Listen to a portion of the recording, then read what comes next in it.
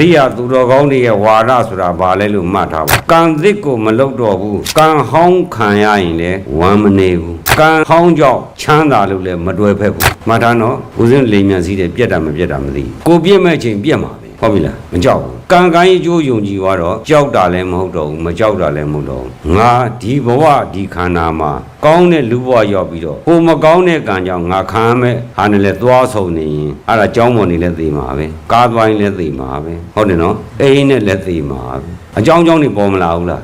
ဘသူကမှအပြစ်မပြကိုယ်ကံမင်းဒါကြောင့်မလို့မြတ်ရပါဟောလေကံသာလင်အမိကံသာလင်အဖကံသာလင်ဥစ္စာလေးနဲ့တနော်ခင်ဗျားတို့ကာမဝိပင်္ဂါတော့ဘုရားဟောတာရှိတယ်အဲ့ဒါကြီးမဖတ်ကြဘူးကိုသားသမီးတွေမိဘတွေကလည်းအကုန်ဇုံလုံးကန်းကုန်ပါမလေးလာကြဘူးကိုယ်မွေးတာအမေဖေးမွေးတာလားကံမွေးတာလား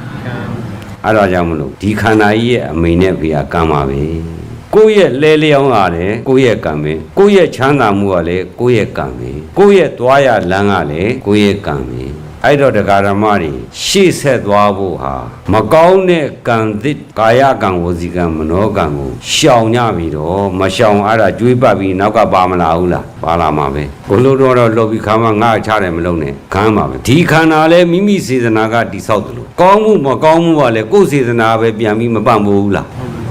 ဒါကိုလည်းမှတ်ထားပါအသက်ရှည်ခြင်းကျမ်းမာခြင်းဆိုတာသီလကုသိုလ်ကံပါတဲ့ချမ်းသာခြင်းကဒါနကုသိုလ်ကံဟုတ်ပြီနော်အဲ့တော့ချမ်းသာခြင်းအသက်ရှည်ခြင်းလောကီစည်းစိမ်လို့ခေါ်ပါတယ်လူချမ်းသာနတ်ချမ်းသာမြမချမ်းသာကြောင့်ဇံဖို့နော်အဲ့ဒီလောကီစည်းစိမ်ကြီးဆင်းရဲချမ်းသာတွေအဲ့ဓာတွေကိုမမောနေလို့ရှိရင်အဲ့ဒီမှာကံနေပြုတ်ခဲ့မယ်ဆိုလို့ရှိရင်တရားဓမ္မတွေသတိထားလိုက်ပါဒီအပြင်ငါ့ကိုပြန်ဖန်တီးမဲ့ငါ့ကိုပြန်ပြီးအလှည့်ပြန်ဆောက်မဲ့ဒီစိတ်ဒီစေတနာကြီးပါလားဆိုပြီးတော့မကောင်းတဲ့ကာယကံဝစီကံဖြစ်လာရင်လက်ရောရမှာလားရှောင်တိန်ရမှာလားရှောင်တိန်ရမှာကိုမရှောင်ကိုခံမယ်ကံရဲ့စမ်းကြပုံတွေပြောရင်အများကြီးပဲတော်တော်ဂွင်းကြအောင်စကေးကြအောင်တော်ဘဝကိုဖန်တီးတာတော်တော်စကေးကြိုက်အချိန်ကြိုက်ပြာဒါတွေဦးဇင်းတို့ပြောရင်မဆုံးမကြောက်လို့ပြေးကြမြေရှိရင်ပြေးပေါ့ပြေးနေတဲ့ခန္ဓာကိုကြီးကသတ်မဲ့ခန္ဓာမဟုတ်ဘူးလားလွတ်လန်းရှိသလား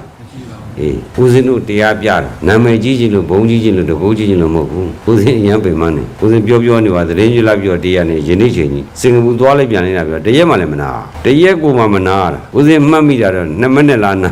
ဧည့်သည်မရှိဘူး2မိနစ်ပဲလို့လာတာနာဘူးတဲ့စိုးစားပြီးမဝဘူးကိုဧည့်သည်မျက်နှာ